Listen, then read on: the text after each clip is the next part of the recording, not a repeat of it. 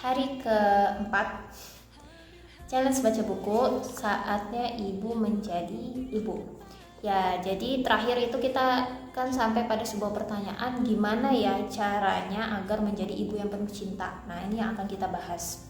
Gitu, karena tadi ya, yang namanya perempuan itu kan sebenarnya diciptakan oleh Allah, punya fitrah gitu ya, dengan penuh rasa kasih sayang, penuh cinta gitu. Tetapi ternyata fitrah itu bisa tertutupi atau fitrah itu tidak tumbuh begitu ya. Nah, jadi ini kita akan bahas caranya seperti apa. Oke, caranya adalah dengan mengikat hati anak sebelum menundukkan akalnya gitu. Jadi kuncinya itu adalah kita memenangkan hatinya dulu sebelum kita meminta begitu ya, meminta hal-hal yang kita anggap itu adalah sesuatu yang harus dia lakukan seperti itu. Nah, jadi bagaimana caranya gitu ya untuk mengikat hati anak itu. Nah, di sini kalau kita ada pernah dengar istilah bonding begitu ya, dan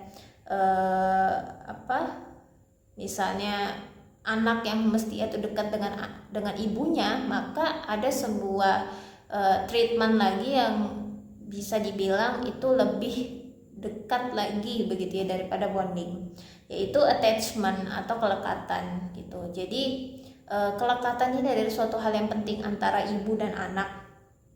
Jadi lekat itu bukan hanya sekedar dekat begitu, dekat secara ruang begitu ya, dalam arti raganya dekat begitu ya, atau raganya menempel gitu, tetapi lebih daripada itu gitu. Nah, kapan kelekatan itu bisa dibentuk? Kelekatan itu bisa dibentuk sejak anak itu berusia bayi begitu, berusia masih 0 bulan, saat baru lahir itu bisa dibentuk yang namanya kelekatan begitu. Ketika ibu itu sedang menyusui begitu ya, ibu itu sedang membelai anaknya begitu ya, sedang menggendong anaknya. Nah, itu kan adalah bentuk melekatkan diri ibu kepada anak begitu. Nah, cuma terkadang di zaman sekarang itu justru momentum ketika ibu menyusui itu kan dianggap menjadi sesuatu hal yang tidak produktif. Jadi seringkali kita menemukan ibu yang tidak mau menyusui begitu, atau tidak mau memberikan ASI. So dia misalnya memberikan susu formula misalnya kepada anaknya begitu ya. Ini terlepas dari misalnya si ibu tidak mampu dan sebagainya ya, tetapi misalnya dia mampu tetapi tidak melakukannya begitu. Padahal itu adalah fase adaptasi anak pada ibu begitu, dari usia 0 sampai 7 tahun nantinya. Nah, kemudian kalau fase ini berhasil begitu, fase ini berhasil tadi ya dari usia 0 sampai 7 tahun, tentu ibu itu akan lebih mudah untuk ibaratnya itu meminta begitu ya, atau mengarahkan anak nantinya di usia-usia berikutnya seperti itu.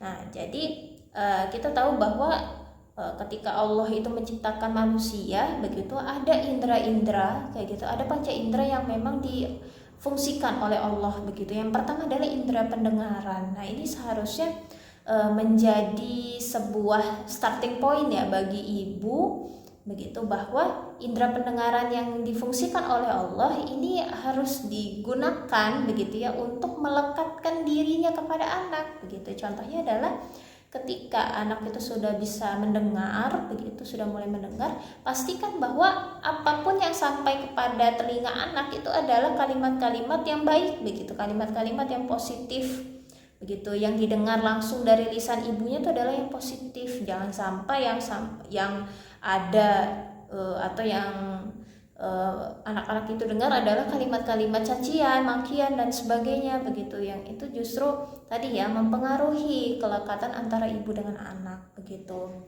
Dan Masya Allah ya, kalau menurut penelitian kan seorang perempuan itu dia bisa menghabiskan 20.000 kata dalam sehari. Nah, ini kan merupakan sebuah fitrah yang sangat berguna begitu untuk mengoptimalkan tadi pendengaran anak begitu, untuk melekatkan diri kita dengan anak begitu. Kemudian indera penglihatan, organ tubuh manusia yang selanjutnya itu diaktifkan kayak gitu adalah indera penglihatan.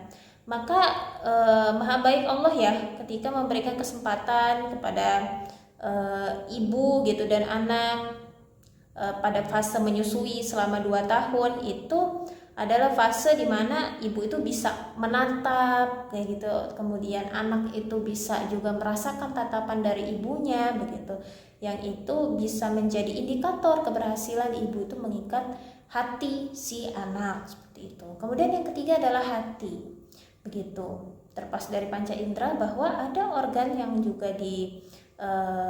cukup berpengaruh begitu adalah hati gitu, dimana yang dimaksud di sini adalah ruang emosi dan ruang perasaan gitu. Nah, emosi yang ada pada diri anak itu kan butuh yang namanya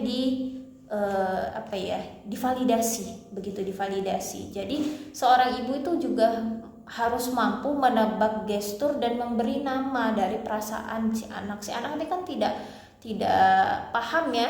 Yang misalnya ini dia artinya marah, ini dia misalnya artinya adalah sedang sedih begitu. Tapi kan dari si ibu yang membantu, oh ini ketika gesturnya seperti ini berarti lagi marah ya begitu, atau ini lagi sedih ya dan lain sebagainya begitu. Dan kita itu membantu gitu untuk menerima perasaan dan membantu alirkan emosinya begitu. Nah, jadi itu itu cara kayak gitu ya, agar kita itu bisa mengikat hati si anak gitu dari usia yang cukup dini begitu ya, sehingga itu akan lebih mudah untuk di fase usia berikutnya. Nah, kemudian yang perlu kita lakukan juga adalah kita konsisten begitu, kita konsisten untuk menjaga fitrah cinta kita sebagai ibu begitu. Ada 5 hal yang bisa dilakukan agar fitrah cinta itu senantiasa konsisten. Yang pertama adalah senantiasa berpikir dan berperasaan positif begitu.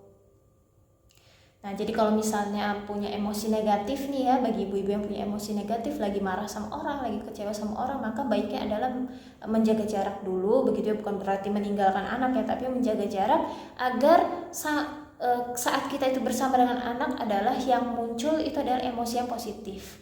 Jangan sampai anak justru menjadi pelampiasan dari emosi kita gitu.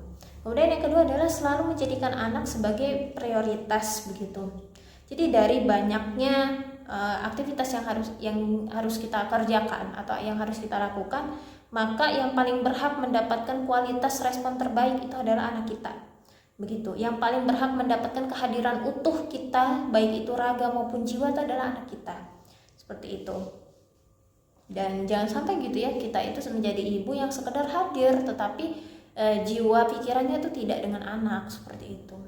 Kemudian yang ketiga, memiliki manajemen waktu yang baik begitu ya. Ada saatnya kita me time, ada saatnya kita couple time, ada saatnya kita family time, ada saatnya kita social time. Nah, itu untuk membantu juga ya, membantu merawat tadi ya fitrah cinta kita gitu. Nah, kemudian yang keempat adalah yang bisa kita lakukan itu adalah menguasai setidaknya skill dasar seorang ibu gitu ya, misalnya memasak, memijat begitu ya, kemudian menulis, mendengar dan sebagainya begitu. Dan yang kelima adalah merebut golden moment begitu. Jadi ada 3 waktu yang ibu tidak boleh melewatkan, yaitu saat anak sedih, saat anak sakit, dan saat anak unjuk prestasi. Jangan sampai kita tidak hadir di momen-momen itu begitu ya, karena tadi itu mempengaruhi bagaimana kedekatan seorang ibu terhadap anak begitu. Nah, jadi peran ibu dalam mendidik anak itu semuanya adalah turunan dari cinta. Meskipun nanti perlu yang namanya peran ayah, tetapi peran ayah ini tidak bisa menggantikan peran ibu begitu. Keduanya memang harus berjalan bersama, tetapi memang ayah punya porsinya dan ibu itu juga punya porsinya, seperti itu. Ya, untuk pembahasan berikutnya kita lanjutkan di video hari ke-5.